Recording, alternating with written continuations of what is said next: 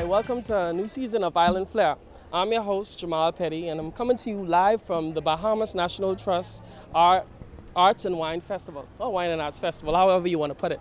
I'm here with Mr. Eric Carey. And he is I'm the Executive Director of the Bahamas National Trust, and it really is a pleasure to have you here. We've watched your show, and Thank you.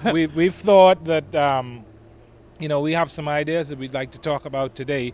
We can link wine, art, and the environment together in one link up here today. No, that's a pretty good mix. That's a pretty good mix right there. Good. Well, tell us a bit about the festival for those who may not be as familiar with it. Yeah, well, just tell a little bit. The National Trust, the Bahamas National Trust manages the national park system in the Bahamas. We manage 25 national parks. To do that, we need a lot of money. We need a lot of support. Yeah. We need support of so the Bahamas National Trust, we manage 25 national parks spread throughout the archipelago. To do that, we need the support of government. We get a tremendous support from government, but very importantly, we need a lot of support of the private sector. Sponsors like Bristol Wine and Spirits, they come up every year, big for us. They do a number of events for us.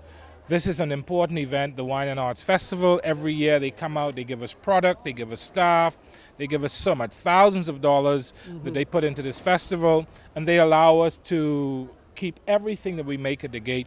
That gets translated into conservation, into national parks protection. So we're glad to have you guys here, have the show here at Wine and Art. You know, nothing goes better with food than wine.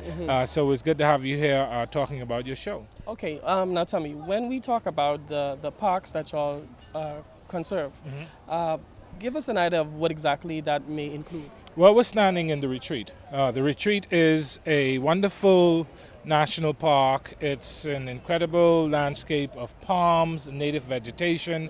It's an educational facility. This is one of 4 national parks. It's very beautiful, by the way. I guess you can see that in all of the shots. Yeah, Go ahead. It's an incredible place to come and enjoy nature. We have educational programs. We have our administrative offices here.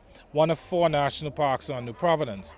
Harold and Wilson's Pond National Park, we've been pushing a lot. We've put in more than 1,000 feet of boardwalk and viewing platforms. We're going to do more, etc. Bonefish Pond National Park, we just had an incredible cleanup with a lot of support from the general public last week. And the Primeval Forest National Park on the western end of the island, another national park that we're going to be looking at putting in a lot of infrastructure and getting Bahamians into these parks to enjoy them. I think that was pretty interesting what you said, because it sounded as if you structured the program in a way where you could kind of involve younger people or youths in and developing a mindset that this is something that they need to conserve. Yeah, basically national parks protect resources for the future. So those of us that use resources today are using them at the expense of people in the future. And there's a saying that, we didn't inherit the earth from our forefathers, but we have actually borrowed it from our children. And so we have a responsibility to ensure that we don't eat more conch or grouper or fish or anything else than we can ensure will not have a long-term negative impact on that resource, so that your children, your grandchildren, my children, grandchildren will be able to enjoy these resources 100 years into the future. Yeah, that's pretty interesting, because I know you and we talked a bit off air about the lionfish and the effect that it's having on the grouper. Tell our viewers a little bit about that. Yeah, so natural systems work if everything is in balance. Even if, we take some conch out or we take some fish out, things might survive if we don't take too much out.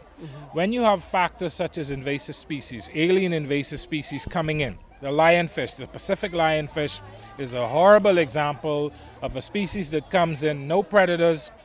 They themselves are voracious predators, and they eat everything in sight. So they eat baby groupers, baby snappers, and they will decimate the reef fish population.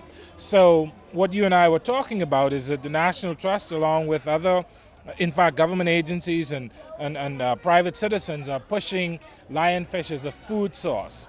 And we've talked about maybe on an upcoming show, you might actually work with some of our volunteers and BNT members to look at a lionfish cooking demonstration, find some nice wine that Bristol could supply and tell you what goes good with lionfish, because we feel that the best way to control and get rid of the lionfish is if we can get Bahamians excited about and interested in eating them. I've tried it. It's incredible. It's almost like the consistency of a hog snapper, and I that's think pretty good. Oh yeah, I think Bahamians will warm up to it, and you know, when you try it and you sell it to your viewers, I think we'll be able to solve it if we can get people eating this this species. So for all those lionfish out there who may be watching this program, you know, we putting you on the bottom of the food chain right away. Right away. Just so you can know, okay? Now, but tell me, finally, how can somebody get involved in the National Trust and the things that you guys do here? Yeah, so we are a membership-based organization. In fact, we are the only membership-based non-profit, non-government organization anywhere in the world to manage the country's entire national park system. Wow. So we're unique in that. But the key word for the public is membership. So we do accept people, and we do depend on people to become members of the National Trust. Bahamians, residents, visitors, anybody. You can go to our website, www.bnt.bs,